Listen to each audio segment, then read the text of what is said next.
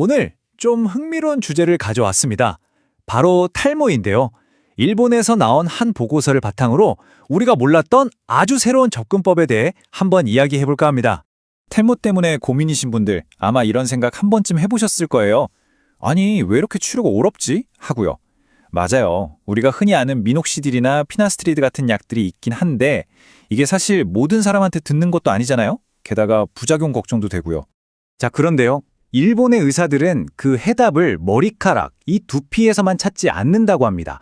오히려 우리 몸 전체를 들여다본다는 거죠. 서양 의학에다가 캄포라고 하는 일본 전통 의학을 접목하는 방식인데요. 여기서 핵심은 이겁니다. 머리카락은 그냥 털이 아니라 내 몸 전체의 건강 상태를 보여주는 말하자면 거울이라는 거예요. 네, 바로 두피를 넘어서는 접근법. 캄포 의학이 탈모를 어떻게 새롭게 보는지 한번 보시죠. 그러니까 단순히 머리카락 빠지는 증상만 쫓는 게 아니고요. 우리 몸속 이 내부 시스템의 균형 자체를 바로잡아서 근본적인 원인을 해결하려는 거죠. 캄포 이론에 따르면 우리 몸에 4가지 불균형이 생기면 이게 탈모로 이어진다고 봐요. 도대체 그게 뭘까요? 자, 지금부터 하나씩 자세히 짚어보겠습니다. 첫 번째는 바로 신허입니다. 신장이 허하다. 콩팥에 문제가 있다는 뜻인가? 라고 생각하실 수 있는데 그건 아니고요. 여기서 말하는 신은 우리 몸의 가장 근본적인 생명 에너지, 뭐랄까 생명의 뿌리 같은 걸 의미해요. 옛날 칙에도 신장의 건강함은 머리카락의 윤기로 드러난다. 뭐 이런 말이 있을 정도니까요. 두 번째는 혈허입니다. 이것도 글자 그대로 피가 부족하다는 건데요. 재밌는 표현이 있어요. 머리카락은 피가 쓰고 남은 것이라는 말이 있거든요. 그러니까 우리 몸에 피가 충분하고 또 그 질이 좋아야 그 영양분이 머리카락까지 갈 수 있다는 거죠. 아주 직관적이죠. 세 번째는 기체와 어혈입니다. 이건 좀 묶어서 생각하면 좋은데요. 쉽게 말해서 스트레스 때문에 우리 몸의 에너지와 혈액순환이 꽉 막히는 거예요. 마치 도로에 교통체증이 생긴 것처럼요. 영양분이 두피까지 가야 하는데 중간에 길이 막혀버리니까 결국 머리카락이 빠지는 거죠. 특히 갑자기 생기는 원형 탈모 같은 경우가 여기에 해당될 때가 많다고 합니다. 마지막 4번째는 습열입니다. 이건 정말 현대인들한테 딱 맞는 얘기 같아요. 기름진 음식 많이 먹고 스트레스 받으면 몸에 불필요한 열과 노폐물이 쌓이거든요. 이게 바로 습연인데 이게 두피로 가면 어떻게 될까요? 그렇죠. 두피가 기름지고 끈적끈적해지고 염진이 생기는, 한마디로 머리카락이 자라기 힘든 아주 척박한 토양이 되어버리는 겁니다. 자, 여기까지 들으면 이론은 그럴듯한데 그래서 진짜 효과가 있다는 거야 싶으시죠? 당연한 질문입니다. 그래서 일본의 실제 임상 사례 몇 가지를 좀 가져와 봤습니다. 과연 결과가 어땠을지 한번 같이 보시죠. 첫 번째 사례는 겨우 3살짜리 여자아이입니다.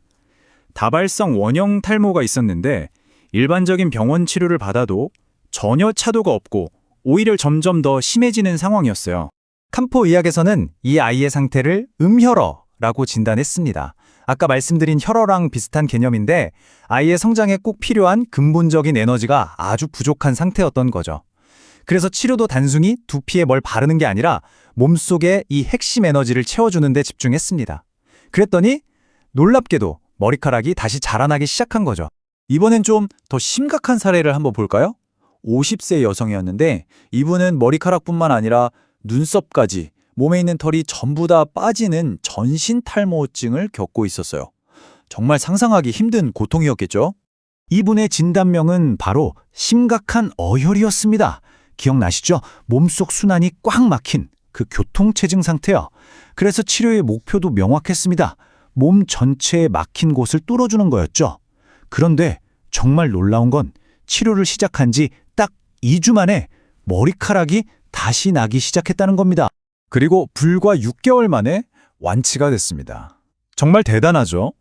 이게 바로 이 접근법의 핵심을 보여주는 거예요. 눈에 보이는 증상만 쫓아간 게 아니라 몸속의 근본적인 문제, 바로 그 순환장애를 해결했더니 이런 결과가 나온 거죠. 자, 그럼 이런 캄포 치료가 우리가 보통 아는 탈모 약하고는 뭐가 다를까요?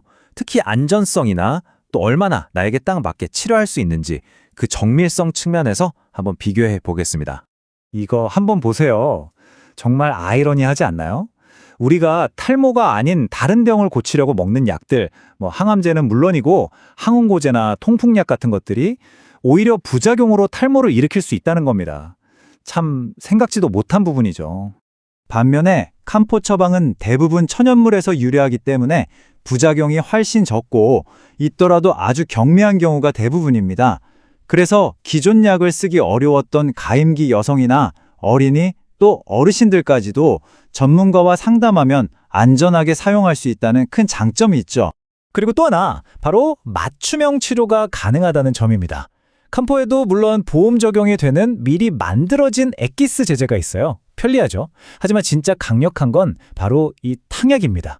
의사가 환자의 그날그날 컨디션이나 상태 변화를 보고 약제를 미세하게 조절해서 처방하거든요. 이건 정말 나만을 위한 정밀 의료라고 할 수 있겠죠. 하지만 여기서 꼭 기억해야 할 게 있습니다. 이 방법은 단거리 달리기가 아니에요. 발모를 향한 일종의 마라톤과 같습니다.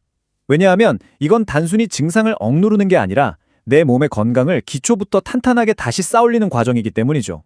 이 과정을 한번 보세요. 처음 한두 달은 머리카락이 막 나는 게 아니라 잠을 잘 자게 되고 몸에 활력이 생기고 순환이 좋아지는 걸 먼저 느낍니다.